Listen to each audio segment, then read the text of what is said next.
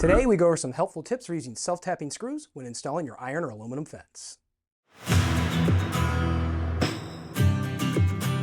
Hey everyone, Jason from Iron Fence Shop. If you aren't familiar with using the self-tapping type of screws used on iron and aluminum fence and gates, there are some guidelines you'll want to be aware of. So today I wanted to go over some helpful tips when using these self-tapping screws during your fence installation. While our iron and aluminum fences use different size self-tapping screws in different ways, these tips will apply to both.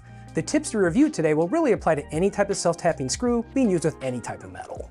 Before we jump into the install tips, let's take a closer look at what makes a self-tapping screw different from a normal screw you may be more familiar with and where they're used in our iron and aluminum fences.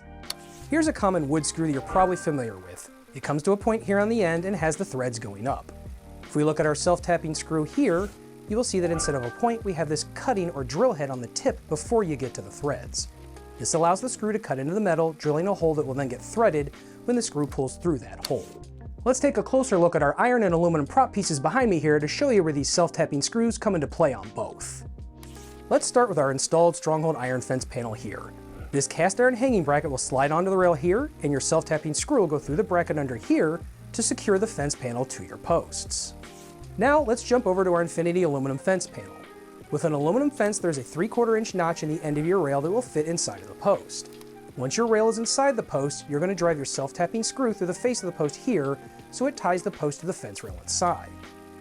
There are also some screws on the face of the aluminum fence rail here. Well, those are also self-tapping screws. Those are installed at the factory and not ones you'll need to deal with during installation. You'll find a lot of your gate latches and the self-closing hinges will also use self-tapping screws, so these tips will apply to installing those as well. With that, let's jump into the tips when using self-tapping screws to install the iron and aluminum fence and gates.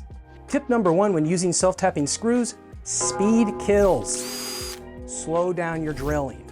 Most folks' experience with drilling is in soft materials like wood or drywall where fast speed is okay. However, when drilling metal, you want more of a slow to medium speed. Let's take a closer look at what I mean. Here I have a section of post along with one of our iron fence self-tapping screws. What you don't want to do is put your screw in place and blast away at full speed like this. While you could get lucky and get a bite that drills in, it's best to start slow and give your self-tapping screw a chance to get a bite. The faster the speed, the more likely you are to burn out your self-tapping screw's drill head. So what I recommend is to start at a slow to medium pace and give the screw a chance to get a good bite. Once you have a pretty good hole started where the screw is likely not to pop out or walk around, you can speed up some, but I still don't recommend going full blast. It seems counterintuitive that slower is better, but blasting away at high speed is typically only going to result in burned out self-tapping screws or your screw moving around and biting in where you don't want it to. Tip number 2 when using self-tapping screws: use a punch or pilot hole before drilling in the self-tapping screw. What these two things will do is give your self-tapping screw a clean place to start and prevent the screw from walking around on the post. To use the punch method, you'll need a metal punch from the hardware store and a hammer. For the pilot hole method, you'll need a power drill and a quality metal drill bit that is a few sizes smaller than the self-tapping screw. Let's go in for a closer look on both. Let's start with the punch, or center punch as it's sometimes called. As you can see here on the punch, it has a small sharp point here on the end. Once you've marked the post where your screw needs to go, you'll put the point of your punch there and firmly tap it with the hammer. You'll want to put some force behind your hammer, but we aren't looking for a baseball bat swing that could damage the concrete down in the post hole. You'll want to do it in one hit too. You cannot lightly tap a punch multiple times and get the same effect. We are looking to essentially dent the metal enough that the self-tapping screw's tip will begin cutting in that spot and drill in. Next, let's look at drilling a pilot hole. This involves drilling a smaller hole through the face of your post for your self-tapping screw to start in. When drilling a pilot hole, you want a drill bit that is several sizes smaller than the self-tapping screw you're using. It cannot be the same size or larger than the self-tapping screw. Otherwise, the hole will be too big and not allow the self-tapping screw to thread itself in. Once you have your pilot hole in your post, you can put your self-tapping screw up to the hole and it should have an easier time starting and cutting itself in. Tip number 3 when using self-tapping screws: oil lubrication saves cutting heads and drill bits. It's not necessary to lubricate each screw or your drill bit, but you will find that it can help preserve them and cut faster. The oil will lubricate the cutting surface and help cool the metal so that it's not overheating to the point you're burning out the cutting head of the screw or the drill bit. While you can buy special drill bit cutting oil, I find good old WD-40 does just fine in a pinch. You don't need to go crazy with the amount you use. A little shot on the tip of the self-tapping screw or drill bit is all that's needed. Once the cutting head has a good bite into the post, you can pull the screw out and put a small extra shot of oil in the hole too. Just be sure to wipe it off when you're done, as the oil will attract dirt and look bad running down the face of your post. Tip number 4 when using self-tapping screws: do not over-tighten them. They only need snugged up. Self-tapping screws are phenomenally strong for holding things together, but keep in mind they have a very small bite into the post metal.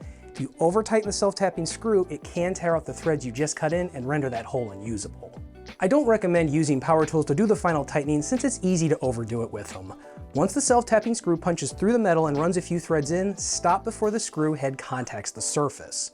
Use hand tools like a wrench or ratchet with sockets and just snug them down. They do not require a ton of force to be tight and sturdy. A little bonus tip for my iron fence folks is to concrete your steel posts in with the seam pointing away from the brackets.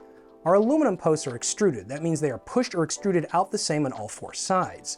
With our steel posts used on the iron fences, steel is rolled square and then welded, so there's a seam on one face of the post. If we look inside this post here, you'll see that 3 sides are smooth and blank.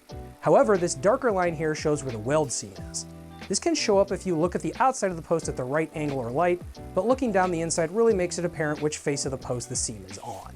Why that seam matters is the weld is going to be thicker than the rest of the post walls, requiring more drilling effort to get through.